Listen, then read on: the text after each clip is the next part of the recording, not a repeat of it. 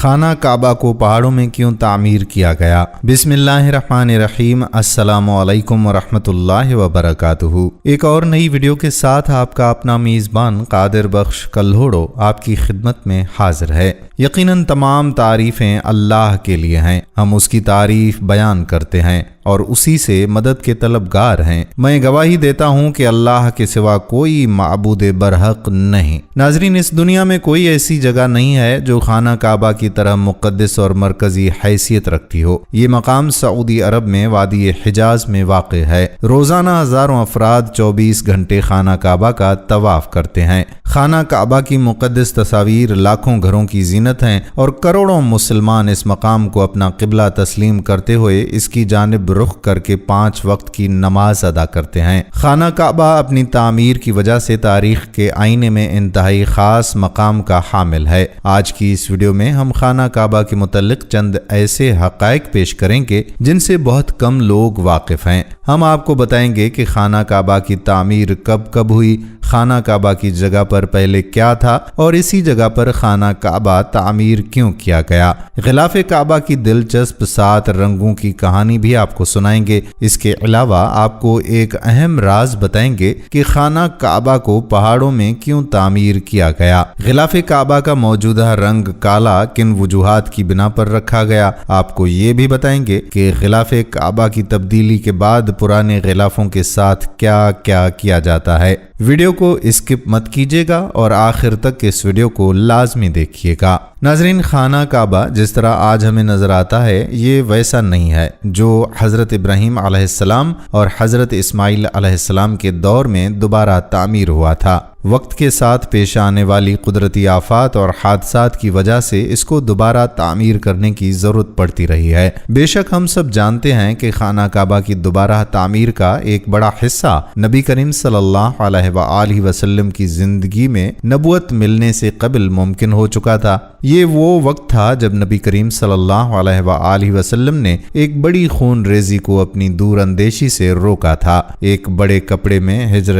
اسود کو رکھ کر ہر قبیلے کے سردار سے اٹھوایا تھا۔ اس کے بعد آنے والے وقت میں کئی مرتبہ خانہ کعبہ کی تعمیر ہوتی رہی ہے۔ آخر میں خانہ کعبہ کی تفصیل سے آرائش 1996 عیسوی میں ہوئی تھی، جس کے نتیجے میں بہت سارے پتھروں کو ہٹا دیا گیا تھا اور بنیاد کو مضبوط کر کے نئی چھت ڈالی گئی تھی۔ یہ اب تک کی آخری بڑی تعمیر ہے اور اب خانہ کعبہ کی تعمیر کو پہلے سے کہیں زیادہ مضبوط تصور کیا جاتا ہے۔ کعبہ شریف ہر زمانے میں ایک معظم اور محترم عمارت بن کر قائم رہا ہے۔ کسی بھی زمانے میں، چاہے وہ زمانہ اسلام سے قبل کا ہو یا اسلام کے بعد کا ہو، کعبہ شریف کی عزت، عظمت اور احترام میں کبھی بھی کسی طرح کی کمی نہیں آئی۔ البتہ جن کے ہاتھ میں اس بیت معظم کا باغ و دوڑ گیا ہے، انہوں نے بہت ہی احترام اور عزت کے ساتھ اس ذی عظم عمارت کو سنبھالا ہے۔ ہاں، بعض وقت مخالفین اور معاندین کی جانب سے کعبہ شریف کی حرمت و عزت پامال کرنے کی کوشش ضرور کی گئی ہے، لیکن ان کا چال اور فریب ان کے ہی منہ گرا ہے، کیونکہ اس مکان طاہر کو اللہ تبارک و تعالی نے تمام عبادت گاہوں اور مساجد میں سب سے افضل قرار دیا ہے۔ اس جگہ پر عبادات کو دوسری جگہوں پر عبادات سے 1000 گنا افضل بنایا ہے اور اس کے اجر و ثواب کو بھی کئی گنا زیادہ مقرر کیا گیا ہے۔ زمانہ گزرنے کے ساتھ ساتھ تعمیر کعبہ میں تبدیلیاں ضرور آئی ہیں اور چند وجوہات ضروریہ کی بنا پر کعبہ شریف کو کئی مرتبہ تعمیر نو بھی کیا گیا ہے۔ اس موضوع میں ہم تعمیر کعبہ کے مختلف مراحل مع زمانہ تاریخی پس منظر سے روشنی ڈالنے کی کوشش کریں گے۔ ناظرین، جب ہم تاریخ کی کتابوں کا مطالعہ کریں گے تو ایک بات ہمارے سامنے بالکل عیاں ہو کر آتی ہے کہ تعمیر کعبہ شریف کو 2 مرحلوں میں تقسیم کیا گیا ہے۔ پہلا مرحلہ اسلام سے پہلے کا ہے، جبکہ دوسرا مرحلہ اسلام کے بعد کا ہے۔ پہلے مرحلے میں کعبہ شریف کو کتنی مرتبہ تعمیر کیا گیا، اس میں علماء اور مورخین کا شدید اختلاف ہے۔ امام فاسی اپنی کتاب شفاء الغرام باخبار البلد الحرام کی جلد نمبر 1 صفحہ نمبر 175 میں لکھتے ہیں کہ اس بات میں کوئی شک نہیں کہ کعبہ شریف کو عدید مرتبہ تعمیر کیا گیا ہے، لیکن عدد معین میں علماء اور مورخین کا زمانہ اول سے ہی اختلاف رہا ہے۔ البتہ ان اختلافات سے جو متوسط عدد ہمیں ملتا ہے وہ یہ ہے کہ کعبہ شریف کو کل 10 مرتبہ تعمیر کیا گیا ہے۔ ان میں سے 8 مرتبہ اسلام کے عروج سے پہلے تعمیر کیا گیا اور زمانہ اسلام میں 2 مرتبہ بیت اللہ تعمیر ہوا ہے۔ تعمیر کعبہ شریف کا سلسلہ کچھ اس طرح سے ہے۔ پہلی مرتبہ ملائکہ علیہم الصلاۃ والسلام نے کعبہ کو تعمیر کیا، دوسری مرتبہ ان کے بعد حضرت آدم علیہ السلام نے تعمیر کیا، تیسری مرتبہ ان کے بعد ان کی اولاد نے کعبہ کو تعمیر کیا، چوتھی مرتبہ خلیل اللہ حضرت ابراہیم علیہ الصلاۃ والسلام نے کعبہ شریف کو تعمیر کیا، پانچویں مرتبہ قبیلہ عمالقہ نے تعمیر کیا، چھٹی مرتبہ قبیلہ جرہم نے کیا، ساتویں مرتبہ قریش نے تعمیر کیا، آٹھویں مرتبہ عبداللہ بن زبیر بن عوام رضی اللہ تعالی عنہ نے تعمیر نو کیا، نویں مرتبہ حجاج بن یوسف ثقفی اور 10ویں مرتبہ سلطان مراد خان نے کعبہ شریف کی تعمیر نو کی۔ امام علی بن عبد القادر تبری کا قول الارج المسکی فی التاریخ المکی میں منقول ہے، فرماتے ہیں کہ کعبہ شریف کو کل 10 مرتبہ تعمیر کیا گیا ہے۔ انہوں نے اولاد آدم کو والد کے ساتھ ہی شمار کیا ہے اور آخر میں عثمانی خلافت کے سلطان مراد خان کو گنتے ہیں کہ انہوں نے بھی کعبہ شریف کی تعمیر کی ہے۔ ناظرین، خانہ کعبہ جو کہ پوری دنیا میں سب مسلمانوں کا قبلہ ہے اور دنیا کی پہلی مسجد مسجد حرام کے وسط میں واقع ہے۔ مسجد حرام کی خصوصیت یہ ہے کہ اللہ تبارک و تعالی نے اسے امن کا گہوارہ بنایا ہے اور اس میں ایک نماز پڑھنے کا ثواب 1,00,000 نماز پڑھنے کے برابر ہے۔ اللہ تعالیٰ نے خانہ کعبہ کی جگہ کو باقی زمین سے 1000 سال پہلے پیدا فرمایا۔ یہ خطہ پانی پر ایک جھاگ کی شکل میں تیر رہا تھا، پس اللہ تعالیٰ نے اس خطے کے نیچے زمین کو بچھا دیا۔ حضرت آدم علیہ السلام جب اللہ کے حکم سے زمین پر اترے تو آپ علیہ السلام پر وحشت طاری ہو گئی اور آپ علیہ السلام نے اللہ تعالیٰ سے دعا کی۔ اللہ تعالیٰ نے بیت المعمور کو زمین پر نازل کیا جو جنت میں یاقوت کا بنا ہوا تھا اور اس میں سبز زبرجد کے 2 دروازے تھے، ایک دروازہ مشرق کی طرف اور ایک دروازہ مغرب کی طرف لگا ہوا تھا۔ اللہ تعالیٰ نے اسے اسی جگہ رکھ دیا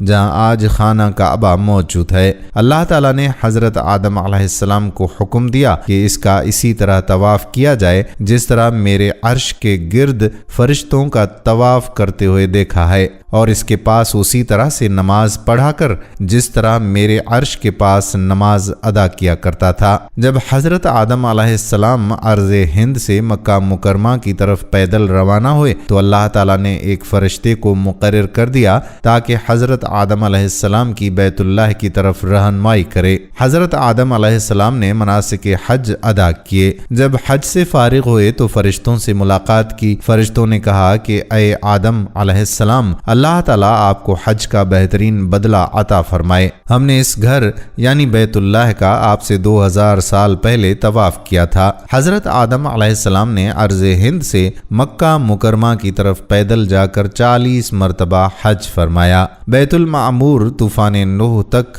زمین پر ہی رہا، پھر اس کے بعد اللہ تعالیٰ نے اسے آسمان پر اٹھا لیا اور جبرائیل علیہ السلام کو حکم دیا کہ وہ حجر اسود کو جبل ابی قیس میں رکھ دیں تاکہ حجر اسود طوفان نوح سے محفوظ رہے۔ چنانچہ خانہ کعبہ یعنی بیت اللہ کی جگہ حضرت ابراہیم علیہ السلام کے زمانے تک خالی رہی۔ طوفان نوح علیہ السلام کے وقت جب خانہ کعبہ کی عمارت آسمان پر اٹھا لی گئی اور یہ جگہ ایک اونچے ٹیلے کی مانند رہ گئی، پھر اسی بنیاد پر حضرت ابراہیم علیہ السلام نے خانہ کعبہ کو تعمیر فرمایا۔ جب اللہ تعالیٰ نے ان کو حکم دیا کہ خانہ کعبہ کی تعمیر کرو، اس وقت تک حضرت اسماعیل علیہ السلام بھی پیدا ہو چکے تھے۔ حضرت ابراہیم علیہ السلام نے اللہ تعالیٰ سے سوال کیا کہ وہ اس جگہ کو واضح کر دے جہاں بیت اللہ کی تعمیر کی جائے۔ حضرت علی رضی اللہ تعالیٰ عنہ اور حضرت حسن رضی اللہ تعالیٰ عنہ سے مروی ہے کہ حضرت عباس رضی اللہ تعالیٰ عنہ نے فرمایا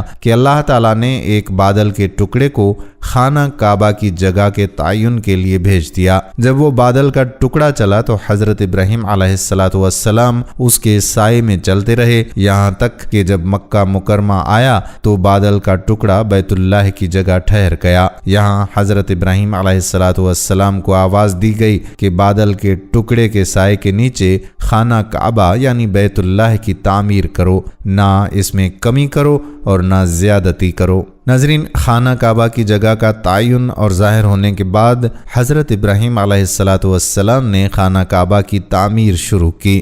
حضرت اسماعیل علیہ السلام پتھر لا کر دیتے تھے۔ خانہ کعبہ کی تعمیر 5 پہاڑوں طور سینا، جبل زیتون، جبل لبنان جو کہ ملک شام میں ہے، جبل جودی جو کہ جزیرت کا پہاڑ ہے، جبل حرا جو کہ مکہ میں واقع ہے، ان کے پتھروں سے کی گئی، اور باقی پہاڑوں کے پتھروں سے بیت اللہ کی دیواریں بلند کی گئی تھیں۔ جب حضرت ابراہیم علیہ السلام نے حجر اسود کی جگہ تک بیت اللہ کی تعمیر مکمل کر لی تو اپنے بیٹے اسماعیل علیہ السلام سے فرمایا کہ میرے پاس ایک بہترین اور خوبصورت پتھر لاؤ جو لوگوں کے لیے بطور علامت برقرار رہے۔ حضرت اسماعیل علیہ السلام ایک پتھر لائے۔ حضرت ابراہیم علیہ السلام نے فرمایا کہ اس سے بھی اچھا پتھر لاؤ۔ چنانچہ اسماعیل علیہ السلام پتھر کی تلاش میں نکلے تو جبل ابو قیس سے آواز آئی کہ اے ابراہیم، تیرے لیے میں نے ایک امانت رکھی ہے، بس تو اس کو لے لے۔ حضرت ابراہیم علیہ السلام حجر اسود کو لائے اور اسے اس کی جگہ پر رکھ دیا۔ ناظرین، مسلمانوں کے نزدیک یہ پتھر بہت مقدس اور متبرک ہے۔ جو مسلمان حج کرنے جاتے ہیں ان کے لیے لازم ہے کہ طواف کرتے ہوئے ہر بار حجر اسود کو بوسہ دیں۔ اگر ہجوم زیادہ ہو تو دور سے ہاتھ کے اشارے سے بوسہ دیا جا سکتا ہے۔ جب خانہ کعبہ کی دیواریں ہاتھ جتنی بلندی تک چن لی گئیں تو حضرت اسماعیل علیہ السلام ایک پتھر لائے جس پر کھڑے ہو کر حضرت ابراہیم علیہ السلام نے دیواریں مزید بلند کرنا شروع کر دیں۔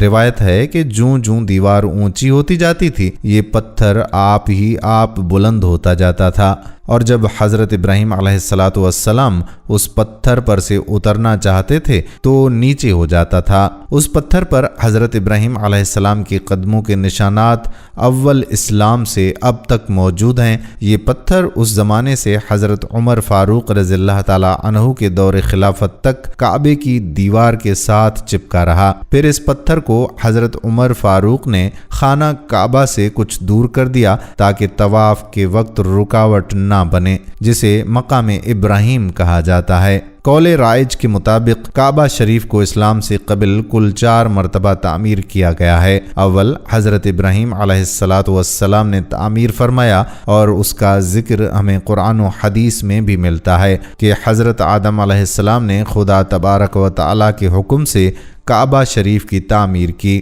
حضرت ابراہیم علیہ السلام نے جب کعبہ کو تعمیر کیا تو انہوں نے کعبہ کو 9 گز یعنی 4.5 میٹر اونچا رکھا۔ مشرق کی جانب سے بیت اللہ کی لمبائی کو 32 گز یعنی 16 میٹر رکھا، مغرب کی جانب سے 31 گز یعنی 15.5 میٹر، شمال کی جانب سے 20 گز یعنی 10 میٹر اور جنوب کی جانب سے 23 گز یعنی 11 میٹر کی لمبائی رکھی۔ انہوں نے تعمیر کعبہ کے وقت کعبہ کے اوپر چھت نہیں بنائی بلکہ 2 دروازے بنا دیے جو کہ زمین سے بالکل متصل تھا۔ دوسری اور تیسری مرتبہ کعبہ شریف کی تعمیر کی ذمہ داری بنو عمالقہ اور بنو جرہم نے بالترتیب لی اور کعبہ شریف کو تعمیر نو کی تشکیل دی۔ امام علی بن ابی طالب علیہ السلام فرماتے ہیں کہ حضرت ابراہیم علیہ السلام کے تعمیر کعبہ کے بہت زمانے کے بعد کعبہ معظمہ کی دیوار کمزور پڑ گئی تو بنو عمالقہ نے کعبہ کی تعمیر نو کی، پھر ان کے بعد بنو جرہم نے تعمیر کیا۔ پھر جب کعبہ کی تعمیر میں کمزوریاں اور خرابیاں لاحق ہوئیں تو اس کو قریش نے تعمیر کیا۔ چوتھی مرتبہ بنو جرہم کے تعمیر کعبہ کے کچھ زمانے کے بعد جب عمارت کعبہ معظمہ میں پھر سے خرابیاں لاحق ہوئیں تو قریش نے تعمیر کعبہ کا بیڑا لیا۔ اور کعبہ کو تعمیر کیا۔ تاریخ کی کتابوں میں قریش کی تعمیر کعبہ کی وجہ آتی ہے کہ قبیلہ قریش سے ایک عورت کعبہ کو روشن کرنے کی غرض سے روشن دان میں کچھ چنگاریاں لے کر جاتی ہے اور اچانک سے اس میں سے کچھ چنگاریاں اڑ کر غلاف کعبہ کو لگ جاتی ہیں اور آگ پکڑ لیتی ہیں، جس کی وجہ سے جدار کعبہ کو کافی خرابیاں لاحق ہوتی ہیں۔ تو یہ دیکھ کر قریش کے اندر یہ دہشت پھیل جاتی ہے کہ اگر انہوں نے کعبہ کی تعمیر نہیں کی تو ان پر عذاب الہی کا قہر آئے گا۔ اسی بنا پر قریش آگے بڑھ کر کعبہ کی تعمیر نو پر اکٹھا ہوتے ہیں اور اس کے لیے صرف حلال مال جمع کرتے ہیں۔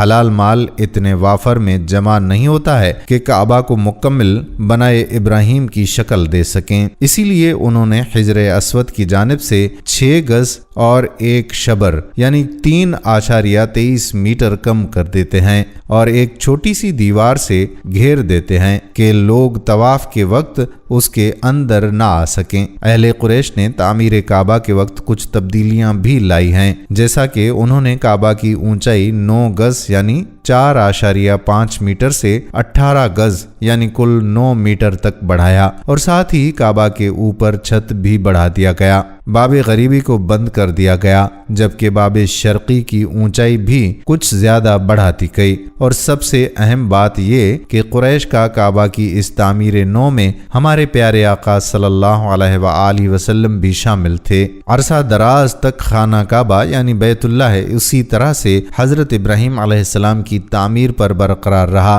جب قریش نے اس کی نئی تعمیر کی، یہ وہ زمانہ تھا جب نبی کریم صلی اللہ علیہ وآلہ وسلم کی عمر 25 برس تھی۔ مکہ میں شدید بارش کے باعث سیلابی ریلے سے خانہ کعبہ کی بنیادوں اور دیواروں کو نقصان پہنچا۔ جب خانہ کعبہ تعمیر ہوا اور خانہ کعبہ کی دیواریں قد آدم تک کو پہنچ گئیں تو حجر اسود کو نصب کرنے کا مسئلہ پیش آیا۔ ہر قبیلے کی یہ خواہش تھی کہ حجر اسود کو وہ نصب کرنے کی سعادت اسے ہی نصیب ہو، حتیٰ کہ یہ معاملہ لڑائی جھگڑے تک جا پہنچا۔ آخرکار یہ طے پایا کہ صبح سویرے جو سب سے پہلے یہاں داخل ہوگا وہ حجر اسود نصب کرے گا۔ اس پر تمام قبائل میں اتفاق ہو گیا۔ دوسرے دن سب سے پہلے داخل ہونے والے نبی اکرم صلی اللہ علیہ وآلہ وسلم تھے۔ آپ اہل مکہ میں صادق اور امین مشہور تھے۔ قریش نے جب نبی کریم صلی اللہ علیہ وآلہ وسلم کو دیکھا تو انہیں بے حد اطمینان ہوا۔ آپ صلی اللہ علیہ وآلہ وسلم نے حجر اسود کو ایک چادر پر رکھا اور تمام قبائل کے سرداروں کو حکم دیا کہ وہ چادر کے کونے پکڑ کر اسے اٹھائیں۔ چنانچہ سب نے مل کر چادر کو اٹھایا اور جب چادر اس مقام پر پہنچی جہاں حجر اسود رکھا جانا تھا تو حضور صلی اللہ علیہ وآلہ وسلم نے اپنے مبارک ہاتھوں سے اسے دیوار کعبہ میں نصب کر دیا۔ اس طرح ایک بہت بڑا جھگڑا ختم ہو گیا۔ قریش کا یہ تعمیر کعبہ شریف کا واقعہ اعلان نبوت سے 5 سال پہلے ہوا۔ حجر اسود خانہ کعبہ کی جنوب مشرقی دیوار میں نصب ہے۔ قریب سے دیکھیں تو یہ کئی ٹکڑوں میں نظر آتا ہے۔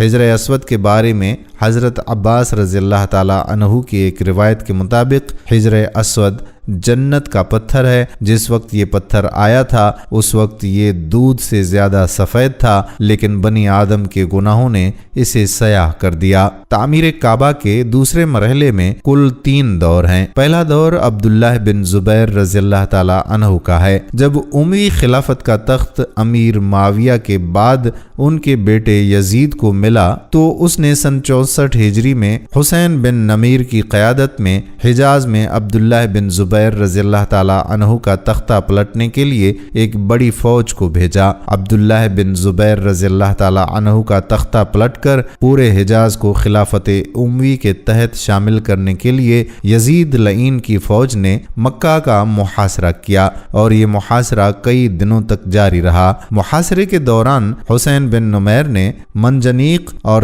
توپ کے ذریعے مکہ پر حملہ آور ہوا، جس کی وجہ سے خانہ کعبہ پر کافی اثر پڑا تھا اور خانہ کعبہ کی دیواریں بالکل کمزور ہو گئی تھیں۔ محاصرے کے 17 دن کے بعد یزید لعین کی موت واقع ہوئی تو اس کی فوج حصار مکہ کو ختم کر کے شام کی طرف لوٹ جاتی ہے۔ اس کے بعد حضرت عبداللہ بن زبیر رضی اللہ تعالی عنہ نے خانہ کعبہ کو تعمیر نو کیا اور بالکل اسی طرح سے تعمیر کیا جس طرح حضرت ابراہیم علیہ السلام نے تعمیر فرمایا تھا۔ حضرت عبداللہ بن زبیر رضی اللہ تعالی عنہ نے تعمیر کعبہ کے وقت اس کی اونچائی کو 27 گز یعنی 13.5 میٹر بڑھایا۔ قریش نے وافر مال نہ ہونے کی وجہ سے جس جگہ کو خانہ کعبہ سے منفرد کیا تھا ان کو دوبارہ خانہ کعبہ میں ملا دیا۔ دوسرا دور ہے حجاج بن یوسف ثقفی کا۔ یزید لعین کے بعد عبد الملک بن مروان خلافت امیہ کا خلیفہ مقرر ہوتا ہے۔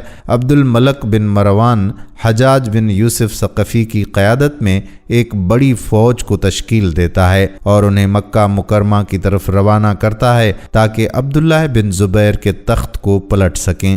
جب حجاج اپنی فوج کے ساتھ مکہ پہنچتا ہے تو اس نے جو عبد المالک بن مروان کے خلاف گیا اور اس کی بیعت نہیں کی تو ان کے خلاف اعلان جنگ کر دیا، اور اسی جنگ میں حجاج نے عبداللہ بن زبیر رضی اللہ تعالی عنہ کا سر قلم کیا اور پھر ان کے سر کے ساتھ پورے مکہ مکرمہ میں چکر لگایا، اور پھر 74 ہجری میں حجاج نے خانہ کعبہ کی تعمیر کو دہرایا اور نئے انداز میں خانہ کعبہ کی تعمیر کروائی۔ اس نے خانہ کعبہ کے مغربی دروازے کو بند کر دیا جبکہ مشرقی دروازے کی اونچائی کو اور زیادہ بڑھا دیا۔ شمالی دیوار کو منہدم کر دیا گیا اور خانہ کعبہ سے 6 گز اور 1 شبر زمین کو الگ کر دیا گیا۔ ناظرین، یہاں ایک اہم بات آپ کو بتاتے چلیں کہ حضرت عبداللہ بن زبیر رضی اللہ تعالی عنہ نے اپنے زمانے میں کعبہ کی تعمیر اس طریقے پر کروائی جیسا کہ حضور صلی اللہ علیہ وآلہ وسلم کی خواہش تھی، جس کے بارے میں انہیں ان کی خالہ حضرت عائشہ نے بتایا تھا۔ حجاج بن یوسف نے 73 ہجری میں عبداللہ بن زبیر رضی اللہ تعالی عنہ کو شہید کر ڈالا اور خلیفہ وقت عبد الملک بن مروان کو تعمیر کعبہ کے بارے میں ایک خط لکھا۔ اس نے خیال ظاہر کیا کہ یہ تعمیر عبداللہ بن زبیر نے اپنی طرف سے کی ہے، چنانچہ خلیفہ عبد الملک نے حجاج بن یوسف کو خانہ کعبہ کی تعمیر پہلی حالت پر لوٹانے کا حکم دیا۔ جب خلیفہ عبد الملک بن مروان کو معلوم ہوا کہ عبداللہ بن زبیر رضی اللہ تعالی عنہ خانہ کعبہ کی تعمیر کے بارے میں حضرت عائشہ رضی اللہ تعالی عنہا نے بتایا تھا اور یہ تعمیر حضور صلی اللہ علیہ وآلہ وسلم کی خواہش کے مطابق ہوئی تھی، تو اسے خانہ کعبہ کو دوبارہ تعمیر کرنے والے اپنے حکم نامے پر بے حد افسوس ہوا کہ کاش میں اس کو اسی حالت پر چھوڑ دیتا تو بہتر تھا، واللہ عالم۔ پھر جب مہدی بن منصور کا زمانہ خلافت آیا تو اس نے حضرت امام مالک بن انس رحمت اللہ علیہ سے مشورہ کیا کہ کعبۃ اللہ کو حضرت عبداللہ بن زبیر رضی اللہ تعالی عنہ کی تعمیر کردہ صورت پر لوٹا دیا جائے تو کیسا رہے گا؟ حضرت امام مالک بن انس نے فرمایا کہ مجھے ڈر ہے کہ ملوک یعنی خلفاء اس کو کھیل بنا لیں گے، یعنی جب کوئی بادشاہ آئے گا تو اپنے خیال کے مطابق اس کو بنائے گا، لہٰذا امام نے اس کو اسی حالت پر برقرار رہنے دیا۔ تیسرا دور سلطان مراد خان کا تھا۔ سلطان مراد خان خلافہ عثمانیہ کے سلطان ہیں۔ سلطان محمد فاتح جنہوں نے قسطنطنیہ فتح کیا تھا ان کے ہی فرزند ہیں۔ سلطان مراد خان کا دور خلافت سن 1032 ہجری سے 1050 ہجری تک ہے۔ سن 1039 ہجری میں مکہ مکرمہ میں جب شدید بارش کی وجہ سے سیلاب آیا اور یہ سیلاب خانہ کعبہ اور مسجد حرام تک پہنچ کر کافی خرابیاں لایا تو اسی سیلاب میں خانہ کعبہ کی شامی دیوار گر گئی تھی اور مغربی اور مشرقی دیواروں کا بعض حصہ بھی گر گیا تھا۔ سلطان مراد خان نے خانہ کعبہ کے مغربی اور شمالی دیواروں کو گرا کر خانہ کعبہ کی تعمیر اس سر نو کروایا۔ بہت ہی خوبصورت انداز میں کعبہ شریف کی تعمیر ہوئی اور دور حاضر تک وہی تعمیر شدہ کعبہ شریف باقی ہے۔ تاہم مختلف ادوار میں خانہ کعبہ کے صحن اور اطراف میں تعمیر اور توسیع کا کام ہوتا رہا ہے، لیکن سب سے بڑی توسیع سعودی دور حکومت میں ہوئی، جس میں مسجد حرام کو دور جدید کے معیار کے مطابق بنایا گیا اور ایئر کنڈیشنز اور برقی سیڑھیاں بھی نصب کی گئیں۔ اس وقت مسجد حرام کی 3 منزلیں ہیں جس میں لاکھوں نمازی نماز ادا کر سکتے ہیں۔ اللہ سے دعا ہے کہ وہ ہم سب کو حج کی سعادت نصیب فرمائے، آمین۔ ناظرین، اب آپ کو بتاتے چلیں کہ خانہ کعبہ کو پہاڑوں میں کیوں تعمیر کیا گیا۔ تو اس حوالے سے علماء کہتے ہیں کہ خانہ کعبہ ایسی جگہ بنایا گیا ہے کہ کوئی بھی اس کو دیکھ کر یہ نہ کہہ سکے کہ یہ انسانوں کی سلیکشن ہے۔ جب انسان خود سے کوئی معبود بناتے ہیں یا کوئی عبادت گاہ بناتے ہیں تو اس چیز کا خیال رکھتے ہیں کہ یہاں انسانوں کے لیے پہنچنا آسان ہو یا جہاں پر ہر سہولیات زندگی موجود ہوں، جبکہ مکہ بالکل غیر آباد اور بیابان سرزمین تھی جہاں پر نہ کوئی انسان موجود تھا اور نہ ہی کوئی اور سہولیات زندگی۔ آج اتنی ترقی کے بعد بھی آپ دیکھیں تو مکہ میں بہت بڑے بڑے ریگستان موجود ہیں، تو اس وقت کے مکہ کا آپ خود ہی اندازہ کر لیجئے۔ اللہ پاک نے حضرت ابراہیم علیہ السلام کو حکم دیا کہ فلسطین کی سرزمین سے مکہ کے بیابان میں جاؤ اور میرا گھر تعمیر کرو۔ اب آپ خود سوچئے کہ فلسطین سے مکہ کا کتنا فاصلہ ہے، اتنا دشوار گزار سفر، جنگل، بیابان، نہ کوئی سڑک، گھوڑے کی سواری، اور اس سفر میں کیا زیادہ سفر لینا ہے۔ یہ ساری باتیں خود اشارہ کرتی ہیں کہ یہ انسانوں کا بنایا ہوا نہیں ہے۔ یہ ساری باتیں خود ہی ملحدین کو جواب دیتی ہیں جو کہتے ہیں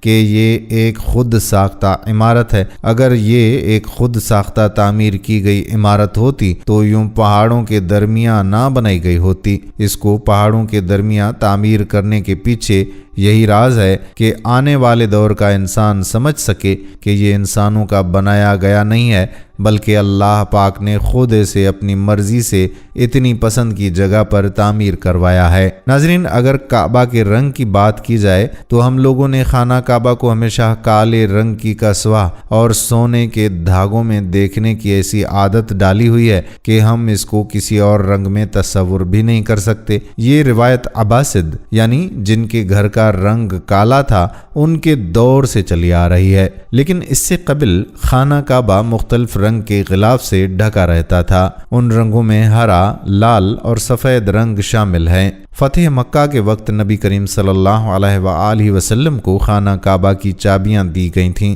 لیکن بجائے اس کے کہ آپ صلی اللہ علیہ وآلہ وسلم یہ چابیاں اپنے پاس رکھتے، آپ صلی اللہ علیہ وآلہ وسلم نے یہ چابیاں بنی شائبہ خاندان کے عثمان بن طلحہ کو واپس کر دیں۔ اس وقت سے آج تک وہ ان چابیوں کے روایتی رکھوالے ہیں، اور نبی کریم صلی اللہ علیہ وآلہ وسلم کے نادر الفاظ کی روشنی میں یہ چابیاں ہمیشہ ان کے پاس ہی محفوظ رہیں گی۔ اے بنی طلحہ، یہ چابیاں روز قیامت تک تیری تحویل میں رہیں گی، سوائے اس کے کہ زور زبردستی تجھ سے غیر اخلاقی طریقے سے چھین لی جائیں۔ ناظرین، جب حضرت ابراہیم علیہ السلام نے مکہ کی بے آب و گیا اور چٹیل وادی میں قدم رکھا، تب سے آج تک بلکہ تا قیامت یہ وادی انسانوں کے لیے کعبۃ اللہ ہے اور مسلمانوں کے لیے قبلہ کا درجہ اختیار کر گئیں۔ حضرت ابراہیم علیہ السلام اور ان کے شیر خوار نے اپنی ماں ام ہاجرہ کے ساتھ وادی میں قدم رکھا۔ ابراہیم علیہ السلام کے چلے جانے کے بعد ہاجرہ اپنے شیر خوار کے لیے پانی کی تلاش میں اس وادی میں چکر لگانے لگیں۔ اچانک ننھے اسماعیل کی ایڑھی کے نیچے سے پانی کا ایک فوارہ پھوٹ پڑا، اسے زمزم کا نام دیا گیا اور وہ آج تک جاری و ساری ہے۔ حضرت ابراہیم علیہ السلام مکہ واپس ہوئے تو اس وقت ان کے بیٹے اسماعیل کی عمر 30 سال ہو چکی تھی۔ تبری اور تاریخ الامم الملوک کے مطابق دونوں باپ بیٹے نے اللہ کے حکم سے خانہ کعبہ کی بنیادیں کھڑی کیں۔ تاریخی کتب میں وارد ہے کہ انہوں نے کعبہ کا غلاف بھی تیار کیا۔ اس وقت خانہ کعبہ ایک چھوٹی سی عمارت تھی۔ طبع بادشاہ نے خلاف کعبہ تیار کیا۔ پہلی بار خانہ کعبہ میں دروازہ لگایا گیا۔ تاریخی کتب کے مطابق طبع نے چمڑے کا غلاف تیار کروایا جس کا گہرا بھورا رنگ تھا۔ تاریخی روایات کے مطابق کعبہ شریف کے غلاف کے رنگوں کی تعداد 7 تک ملتی ہے۔ خاکی، سرخ، سفید، زرد، سبز، سیاہ اور سنہری رنگوں کے غلاف بنائے گئے۔ سیاہ رنگ غلاف کعبہ شریف کی تاریخ میں سب سے زیادہ عرصے تک استعمال ہوا۔ بعض اوقات ایک ہی وقت میں ایک سے زائد رنگوں کا غلاف بھی بنایا گیا۔ ایک بنیادی رنگ اور دوسرا اس کی تزئین و آرائش کے لیے استعمال کیا گیا۔ سیاہ کپڑے پر سنہرے رنگ کا دور اسلام کے بعد کا دور ہے۔ سیاہ کپڑے پر قرآنی آیات یا دیگر مقدس عبارات تحریر کی جاتی ہیں۔ اس وقت غلاف کعبہ کے دو رنگ ہیں، سفید اور سرخ، استعمال کے تزئین کے لیے استعمال کیے جاتے ہیں۔ یمنی کپڑے کا رنگ سفید اور سرخ ہوتا ہے۔ غلاف کعبہ کا خالص ریشمی کپڑا تیار کیا جاتا ہے۔ غلاف کے اوپر تلے مختلف برت بنائے جاتے ہیں اور یہ اچھا خاصا وزنی ہوتا ہے جسے اٹھانا آسان نہیں ہوتا۔ خانہ کعبہ پر غلاف رکھنے کا عرصہ بھی مختلف رہا ہے۔ حالیہ عرصے میں ہر سال غلاف کعبہ تبدیل کیا جاتا ہے۔ ماضی میں بعض دفعہ غلاف کعبہ کو سال میں 3 بار بھی تبدیل کیا جاتا رہا ہے۔ غلاف کعبہ کی تبدیلی کی مشہور تاریخوں میں یوم عاشور، 1 رجب، 27 رمضان، یوم التراویہ اور قربانی کا دن زیادہ مشہور ہیں۔ جب نبی کریم صلی اللہ علیہ وآلہ وسلم فاتح مکہ کی حیثیت سے شہر میں داخل ہوئے تو اس وقت قریش کا تیار کردہ غلاف کعبہ کی زینت تھا۔ آپ صلی اللہ علیہ وآلہ وسلم نے اسے تبدیل نہیں کیا بلکہ اسے باقی رکھا گیا۔ جبکہ خانہ کعبہ میں خوشبو چھڑکنے والی ایک عورت کے ہاتھوں غلاف کعبہ کا کچھ حصہ جل گیا تو آپ نے سفید اور سرخ رنگ کا یمانی کپڑے کا نیا غلاف بنوایا۔ آپ صلی اللہ علیہ وآلہ وسلم کے بعد آپ کے خلیفہ حضرت ابوبکر اور حضرت عمر رضی اللہ تعالی عنہم نے سفید رنگ کا غلاف کعبہ تیار کرایا۔ اسے قباتی کا نام دیا گیا تھا۔ یہ بہت پتلا کپڑا تھا جسے مصر میں تیار کیا جاتا تھا۔ حضرت عمر کے دور میں بیت المال سے سال میں 2 بار غلاف کعبہ بنایا جاتا تھا اور تبدیل بھی کیا جاتا تھا۔ ان کے دور میں تبدیلی کے بعد پہلا غلاف شیبہ بن عثمان الحجی کے پاس رکھ دیا جاتا تھا۔ فاطمی دور میں غلاف کعبہ زرد رنگ کا رہا۔ محمد بن سبکتگین کے دور میں زرد ریشمی کپڑے کا غلاف بنایا گیا۔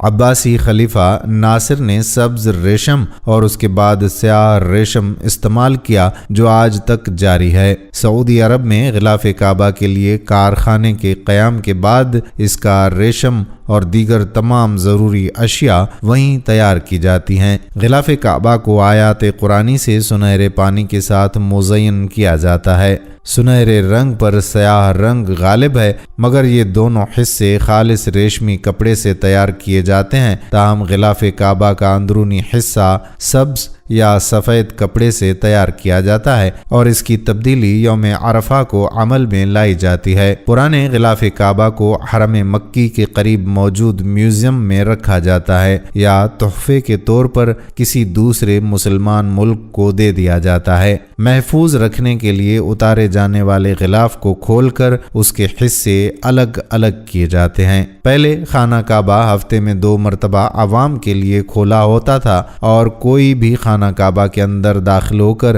عبادت کر سکتا تھا، لیکن موجودہ زمانے میں زائرین کی تعداد زیادہ ہونے اور دوسری وجوہات کی بنا پر خانہ کعبہ کو اب سال میں صرف 2 مرتبہ کھولا جاتا ہے اور اس میں صرف اعلیٰ شخصیات اور خاص مہمان ہی داخل ہو سکتے ہیں۔ خانہ کعبہ کے وادی کے نچلے حصے میں ہونے کی وجہ سے دیگر مسائل میں سے ایک مسئلہ یہ بھی تھا کہ جب بارش ہوا کرتی تھی تو وادی میں سیلاب آ جاتا تھا۔ یہ مکہ جیسے شہر کے لیے کوئی انوکھی بات نہیں تھی، لیکن یہ بات دوسرے مسائل کی وجہ بنتی تھی۔ اس وقت یہاں سیلاب کی روک تھام اور نکاسی آب کا کوئی نظام موجود ہی نہیں تھا۔ بارش کے آخری دنوں میں خانہ کعبہ پانی میں ڈوبا رہتا تھا۔ کیا اس وجہ سے طواف کعبہ رکا؟ نہیں، ہرگز نہیں۔ مسلمان کعبہ کے ارد گرد تیراکی کر کے خانہ کعبہ کا طواف جاری رکھتے تھے۔ کئی سال تک جب لوگ اندازہ لگاتے رہے کہ خانہ کعبہ اندر سے کیسا نظر آتا ہے، دوسری اور تیسری معلومات کے ذریعے کے مطابق وہ لوگ خوش نصیب ہیں جن کو خانہ کعبہ کے اندر داخل ہونے کی سعادت ملی، اور ایک خوش نصیب وہ بھی ہے جس کو تصویر بنانے کا موقع ملا اور لاکھوں لوگوں نے یہ تصاویر انٹرنیٹ پر آن लाइन देखी। खाना काबा का अंदर का हिस्सा संगे मरमर और हरे रंग के कपड़े से ढका हुआ है। जिस दौर के हुक्मरान ने खाना काबा की दोबारा आराइश करवाई, उसने खाना काबा के अंदर अपने नाम की तख्ती भी लगवाई। खाना काबा के बिल्कुल ऊपर 7वें आसमान में एक और खाना काबा भी मौजूद है जिसको बैतुल मामूर कहते हैं। इसका इशारा कुरान पाक में भी मौजूद है और नबी पाक सल्लल्लाहु अलैहि वसल्लम ने भी इस बात की निशानदेही की है। अल्लाह के नबी सल्लल्लाहु अलैहि वसल्लम ने मेराज का वाक़या सुनाते हुए फरमाया कि जब मुझे बैतुल मामूर यानी अल्लाह का घर दिखाया गया तो मैंने हजरत जिब्राइल अलैहिस्सलाम से पूछा। उन्होंने जवाब दिया कि ये बैतुल मामूर है जहाँ 70,000 फरिश्ते रोजाना अल्लाह की इबादत करते हैं और जब वो यहाँ से जाते हैं तो वापस नहीं आते, हमेशा नया दस्ता आता है, यानी एक फरिश्ते को सिर्फ उसके तवाफ की एक बार सआदत मिलती है।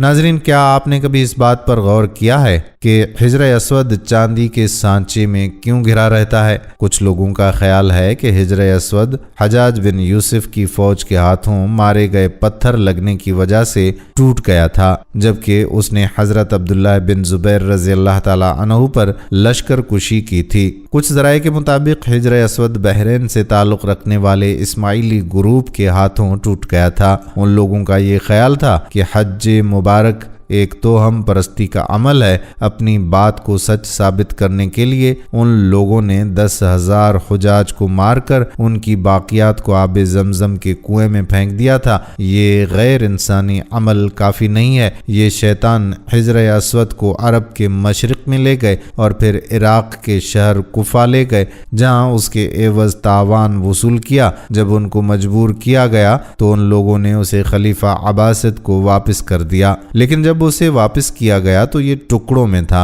और उसको यकजा करने का सिर्फ एक तरीका समझ आया था कि उसको चांदी के सांचे में रखा जाए। कुछ तारीख दानों के मुताबिक इस मुक़द्दस पत्थर के कुछ हिस्से आज भी कहीं गुम हैं। नाज़रीन, हमारे यहाँ ये तस्वुर है कि खाना काबा मुकाइब की शक्ल का है, जबकि हकीकत इसके बरक्स है। ये मुकाइब की शक्ल से मशहूर खाना काबा दरअसल मुस्ततील की शक्ल का है। खाना काबा कभी भी मुकाइब की शक्ल का नहीं था।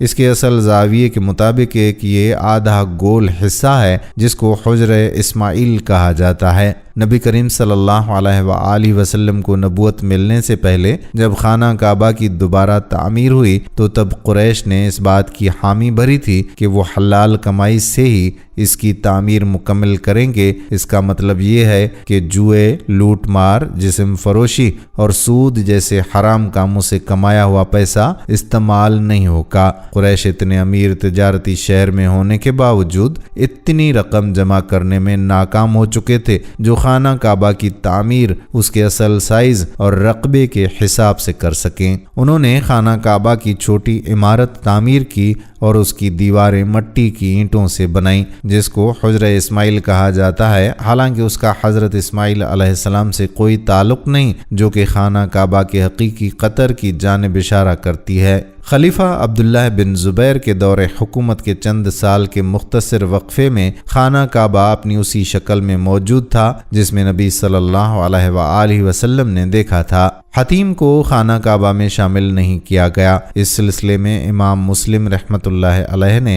हज़रत आयशा से हदीस बयान फरमाई है कि हज़रत आयशा रज़ी अल्लाह ताला अन्हा बयान करती हैं कि मैंने रसूलुल्लाह सल्लल्लाहु अलैहि वसल्लम से हतीम के बारे में सवाल किया कि क्या ये बैतुल्लाह का ही हिस्सा है, तो आप सल्लल्लाहु अलैहि वसल्लम ने जवाब दिया कि जी हाँ। हज़रत आयशा बयान करती हैं कि मैंने पूछा कि उसे फिर बैतुल्लाह में दाखिल क्यों नहीं किया गया, तो नबी सल्लल्लाहु अलैहि वसल्लम का जवाब था कि तेरी कौम के पास खर्चे के लिए रकम कम पड़ गई थी। मैंने कहा कि बैतुल्लाह का दरवाज़ा ऊंचा क्यों है, तो नबी सल्लल्लाहु अलैहि वसल्लम ने जवाब दिया कि तेरी कौम ने इसे ऊंचा इसलिए किया ताकि वो जिसे चाहें बैतुल्लाह में दाखिल करें और जिसे चाहें दाखिल ना होने दें। اور اگر تیری قوم نئی مسلمان نہ ہوتی اور ان کے دل اس بات کو تسلیم سے انکار نہ کرتے تو میں اسے یعنی حتیم کو بیت اللہ میں شامل کر دیتا اور دروازہ زمین کے برابر کر دیتا۔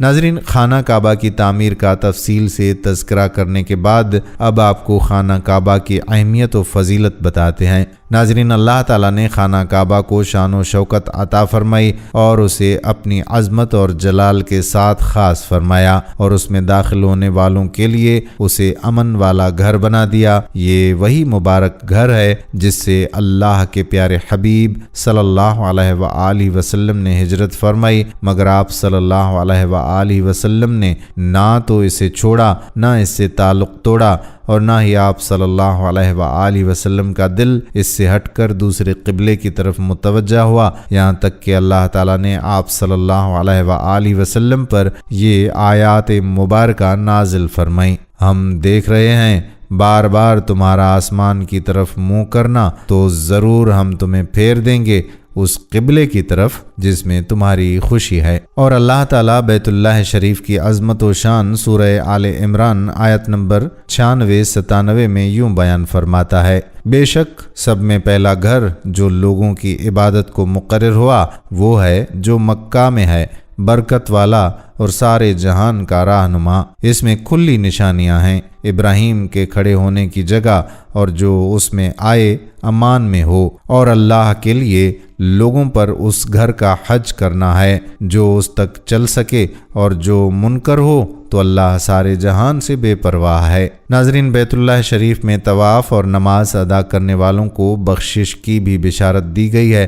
حدیث پاک میں ہے کہ اللہ تعالیٰ ہر رات اہل زمین کی طرف نظر رحمت فرماتا ہے اور سب سے پہلے اہل حرم کی طرف نظر رحمت فرماتا ہے، اور اہل حرم میں بھی سب سے پہلے مسجد حرام والوں پر نظر رحمت فرماتا ہے۔ پھر جس کو طواف کرتے ہوئے پاتا ہے اسے بخش دیتا ہے، اور جسے نماز میں مشغول پاتا ہے اس کی مغفرت فرما دیتا ہے، اور جسے کعبہ کی طرف رخ کیے ہوئے پاتا ہے اسے بھی معاف فرما دیتا ہے۔ ایک اور جگہ پر حضرت سیدنا عبداللہ بن عباس رضی اللہ تعالی عنہما سے مروی ہے کہ حضور سید المبلغین صلی اللہ تعالی علیہ وآلہ وسلم کا فرمان عالی شان ہے کہ اس بیت اللہ شریف پر ہر دن 120 رحمتیں نازل ہوتی ہیں، 60 طواف کرنے والوں کے لیے، 40 نماز پڑھنے والوں کے لیے، اور 20 اسے دیکھنے والوں کے لیے۔ ناظرین، جب حضرت ابراہیم علیہ السلام نے کعبۃ اللہ شریف کی تعمیر بنا کر فارغ ہوئے اور طواف کیا تو اللہ تعالیٰ نے آپ علیہ السلام کی طرف وحی فرمائی کہ لوگوں میں حج کا